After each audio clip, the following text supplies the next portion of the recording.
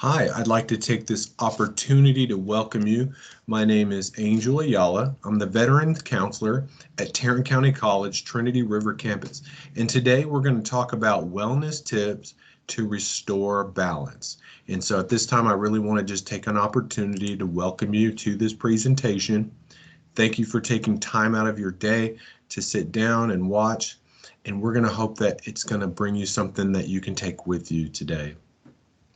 So first off, before we get started, I really think it's important to point out how special you are, how unique you are in the universe. And just think about this for a moment.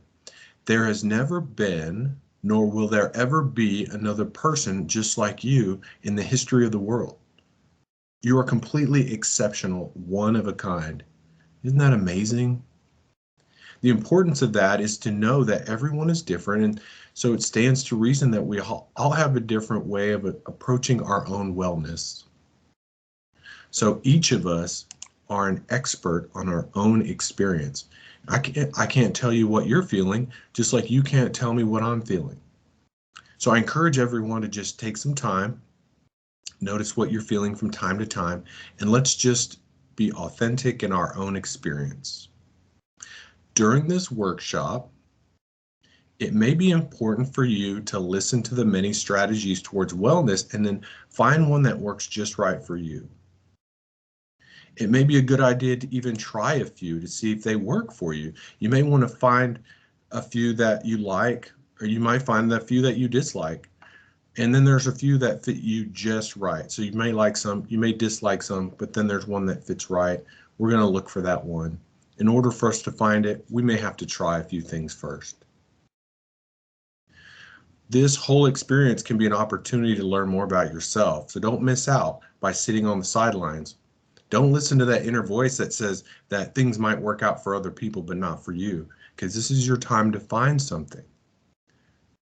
And that just allows you to stay stuck if you listen to that voice. So let's get together. And remember, this is about your individual experience in the world and learning about what works just right for you.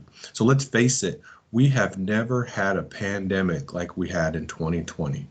And it happened right during our lifetimes.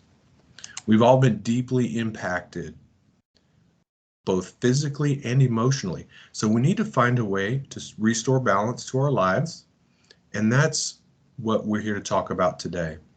I believe we owe it to ourselves to take a little time to go on a little journey into the restoration of our wellness. So today we have 14 tips that we believe are going to be helpful for your personal journey to restoration and better health. Let's go on that journey together. First of all, number one, our first wellness tip is going to be to stay connected. I think during 2020, I know personally, it has impacted me greatly. The social isolation, it really played a big part on my mental health. I didn't realize how much I needed connection with other people. Healthy connection with friends and family is important for your mental and physical health. It's a fundamental need that all human beings have, and without it, we feel alone, we can feel lost, and we can feel emotionally disconnected.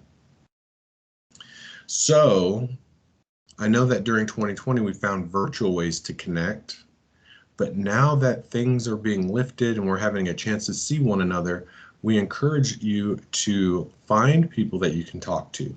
Find someone that just gets you, someone you can talk to and tell them anything. It's always good to have at least one or two friends like that. Wellness tip number 2, manage worry. Sometimes we have a fear of something bad happening in the future because there are things that we can't predict and we can't control. And so we have a few helpful skills to help reduce anxiety and gain a sense of peace and control in our lives. Okay. Number 1, just remember to take care of your basic needs. Okay. Sleep, exercise, and healthy diet. Even short walks can help reduce stress. Number 2, we try some relaxation techniques. Number 3, check out your self-talk. Be mindful of the language that you're using with yourself during the day. Are you using negative words like, I don't think this is going to work out, I don't think that's going to work out? Because if you are, we can change that around. We can start being more intentional about being more positive with our self-talk.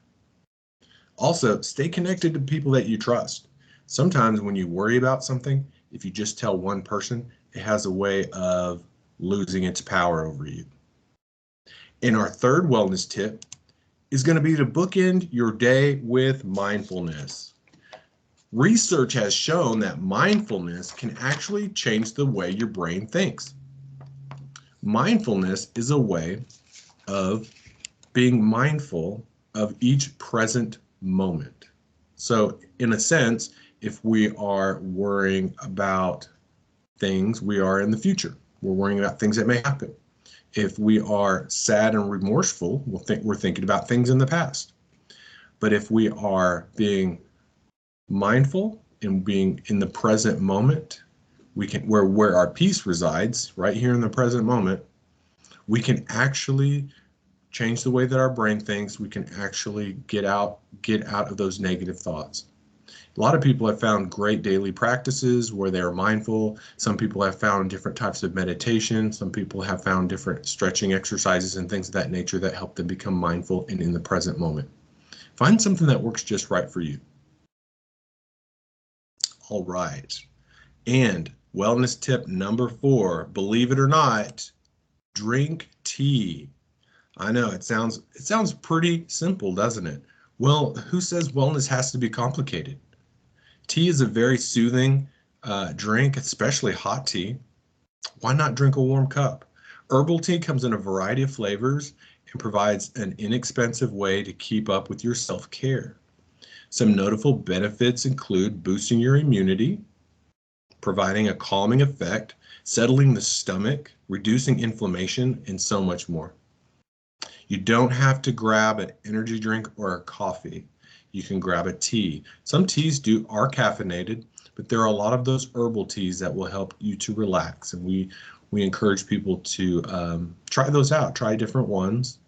And it's more of a holistic way towards your self-care. Wellness tip number 5, practice yoga.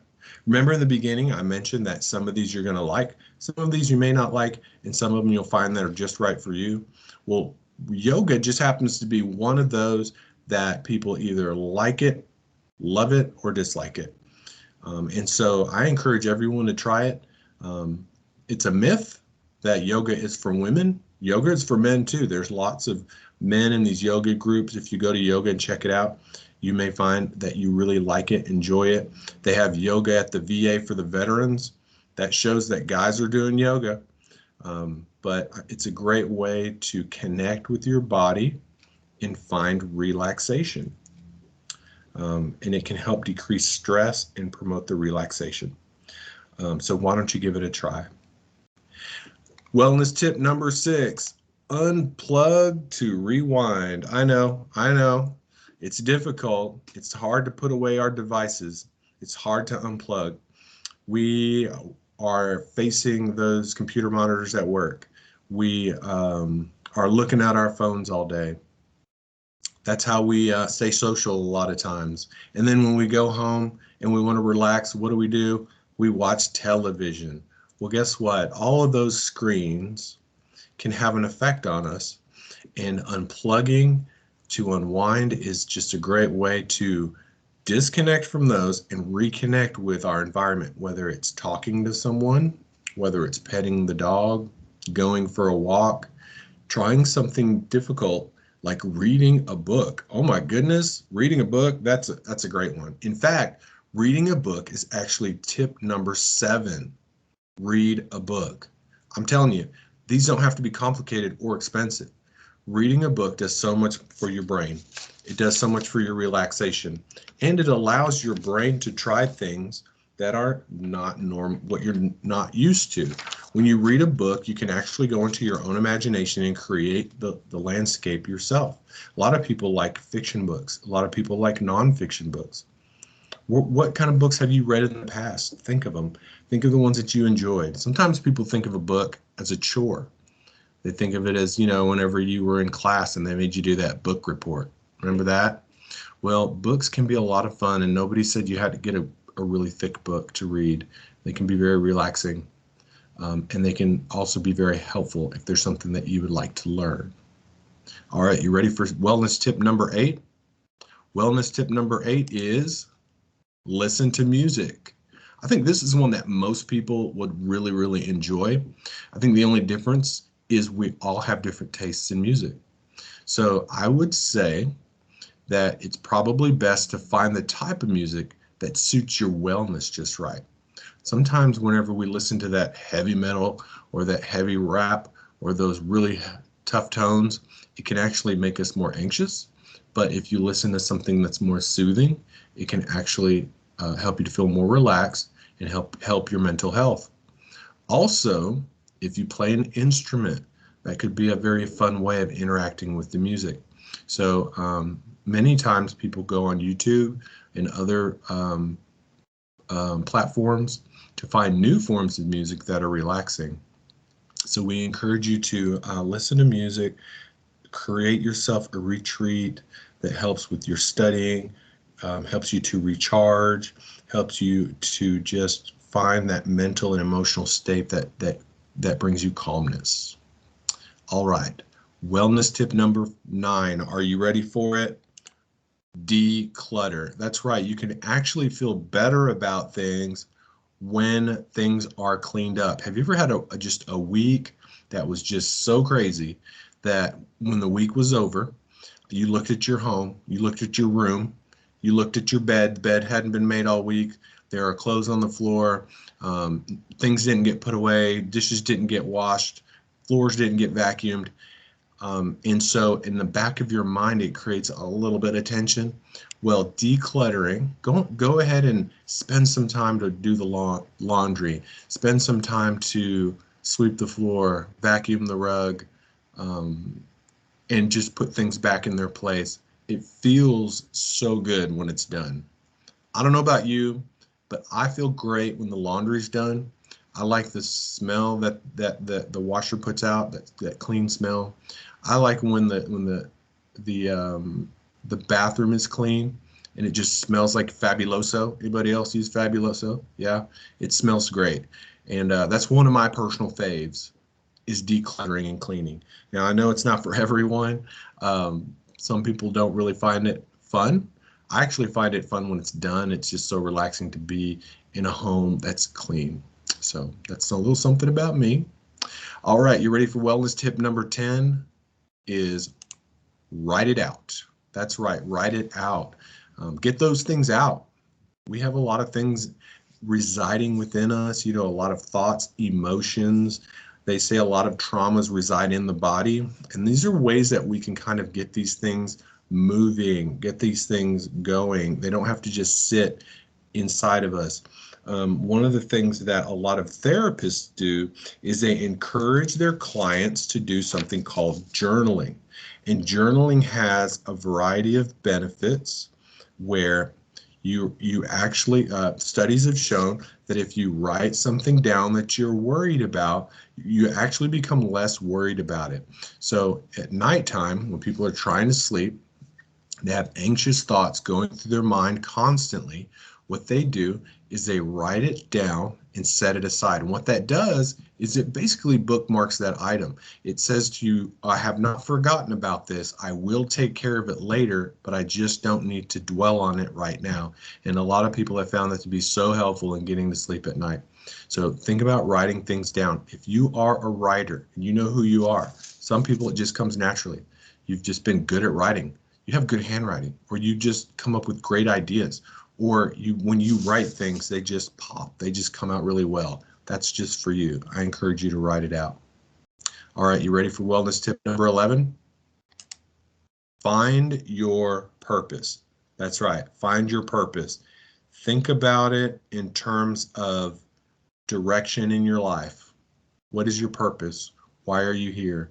That's one of those existential questions that people ask when they go to their spiritual advisors or they go to their mentors and they want to find out, why am I here? Why am I been put on this place, on this planet? Well, partly is when you find a purpose, when you find something that you're good at, there is really there's no exception for that, or there's nothing that you can use to replace that. And I'll give you an example. We are all good at something. There are things that I'm good at that you may not be good at, and things that you're great at and I'm not that great at. So there are things that you can do that come naturally and that feel right, and those are connected to your purpose. Another thing is that many times our purpose is connected to other people, helping other people in a way that we just personally can. If you're an extrovert, a lot of times it's person direct care with people. If you're an introvert, sometimes it's behind the scenes, but usually you're doing something to benefit people, and your purpose doesn't always align with your profession. Sometimes you could do one thing as a profession and be doing another thing as your purpose, helping people. So if you can find something that works just for you as your purpose, and it just feeds your spirit and it makes you feel whole and it really fills you up at the end of the day, I encourage you to find that thing, because we all have it and it's out there. We just have to look. All right, you ready for wellness tip number 12? Here it is. Move and stretch. That's right, folks. Moving and stretching is an amazing thing. Okay, think about it. Your body, whenever you have stress, you have this hormone that builds up in your body. It's called cortisol. Cortisol is the stress hormone, okay? Whenever you move, exercise, and stretch, what you do is you actually help to unlock that cortisol and help it to get flushed out of your body. A lot of people feel so good when they go to the gym. All they do is they get on the stepper, or they get on the treadmill and they just move, and after a little while they feel great. It's because that cortisol is leaving the body, okay? Long-term effects of stress can be hypertension, COPD. There are so many things that long-term stress can do to the body. And when we move and we stretch, what we do is we release those things and we bring our body back to a normal sense of calm. And so I think I can remember many times whenever I went out and did some movement and I felt great. And I was thinking to myself, why don't I do this more often? It feels great. But I think life happens, life happens and we get busy. It's so much easier to sit on the couch than to get out and go for a walk. But when we go for a walk, we feel so much better. All right, you ready for wellness tip number 13? Here we go. Cultivate gratitude. That's right, folks. Cultivate gratitude. Think about it for a moment. What does gratitude do? Gratitude actually changes our negatives into a positive, because we are grateful, we are thankful. It actually brings you some humility. When you're grateful for something, you bring yourself down to a level to where you can really appreciate that thing.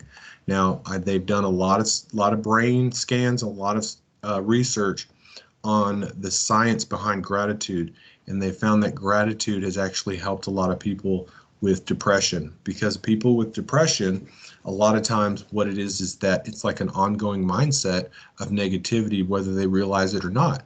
But whenever they cultivate gratitude, what they do is actually change the way the brain thinks. They start new pathways in the brain. And then if you can do it regularly, you have regular thought patterns, and you can actually, if you think about it like a road, the more you think a thought, the stronger that boundary or that path gets, and the easier and more naturally you're more likely to go down that path. And so they've done a lot of research to show that gratitude over a period of time can actually bring people out of depression and have positive effects on their well-being. So think about that, folks. I encourage you to get out and do some research on gratitude. I think that it's linked to mental health, but it's also linked to spirituality. So if you have a history of spirituality, whether it's any kind of religion, I encourage you to get out there and find more about it, because it could really change your life. Okay, are you ready for wellness tip number 14? The final wellness tip of the day. Drum roll, please. Set boundaries. That's right. Set boundaries, folks. Boundaries are so important. Um, what are boundaries, you might be wondering? It's kind of a tag word. You've probably seen it many places. You've probably seen it on your social media feed. Here are boundaries. Well, boundaries are basically guidelines that basically point out what is and what is not appropriate. Okay, and so a lot of us maybe grew up in households that had no boundaries, and some of us grew up in households that did have healthy boundaries. And either way, it's important for us to be responsible for the boundaries that are set in our own lives. And I mean, boundaries actually are in every area of our life. We have boundaries in our um, workplace. We have boundaries in our personal life. We have boundaries in our families, right? And so think about, you're going to set a boundary. You're going to let someone know what is or is not appropriate for the way to treat you. So one thing that's very important about boundaries is learning the art of saying no. So if you're a people pleaser like myself, right, and it's really hard for you to say no to people whenever they ask you to do stuff, it's very important for you to be intentional about setting boundaries so that you don't overwhelm yourself, so that you don't overload your schedule. Because if you overload your schedule and you overwhelm yourself, it's going to have negative effects on your mental health. You're going to be overwhelmed. You're not going to want to go out anymore. You're going to want to cancel plans with people. And that's no fun.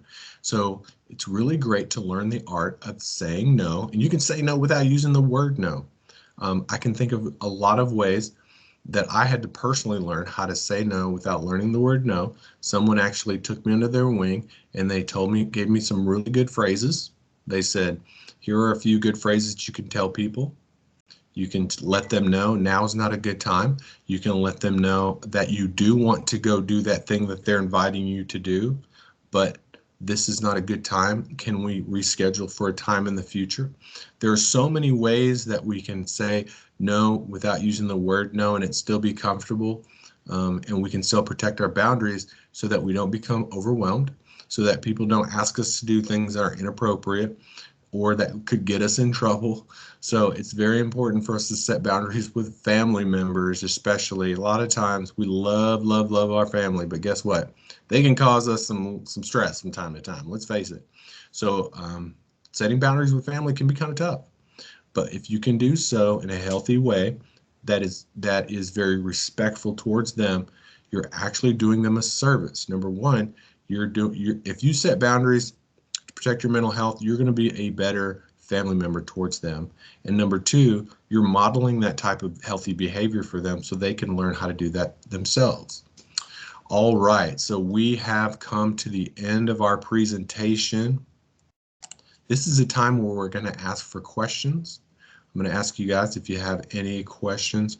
I really want to thank you so much for attending this presentation. Since it's a virtual webinar, we won't have questions for you, but I want to encourage you to reach out anytime if you do have questions, because we are excited to be able to assist you in any way. And I hope that you get out there, and I hope you try some of these. And I hope they really work for you, because this is the time to get out there, find that unique thing that fits you, and try it. Maybe try a few. Try one that works just right for you, and then if it runs out of gas, try another one. Just keep on getting out there, and it's your adventure, it's your life. And what we don't want to do is we don't want to stall out. We have so many great things that are coming up on the horizon for us in our lives, and we don't want to get to a place where our mental health is hurting too much. Well, thank you so much. We appreciate your attendance today. We actually have some more workshops to come in the month of October. Dr. Osaro Iron is going to be doing a workshop called You're Not Alone. It's going to be great. You're going to want to check it out. You're going to come away with a lot from that workshop. And then Wednesday, November 3rd, Mandy Melton is going to do a workshop called Grief and Loss. And I think a lot of us can really relate to this, especially coming off from the period of time that we just came from, where a lot of people have passed away. We've lost a lot of people. We've lost pets. We've lost friends. There are so many, friends that I know of that are no longer with us. And I think this is going to be something that's going to really be able to benefit us. Think about it. All of our parents are aging, our grandparents are aging.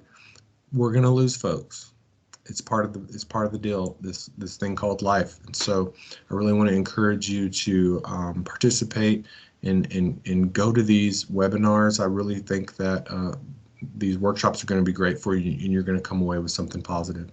So thank you once again for attending today. I'm so glad you were able to be part of this workshop. I hope you got something to take out of it with you. And so you have a great day, and we will see you on campus. Have a great semester. Bye-bye.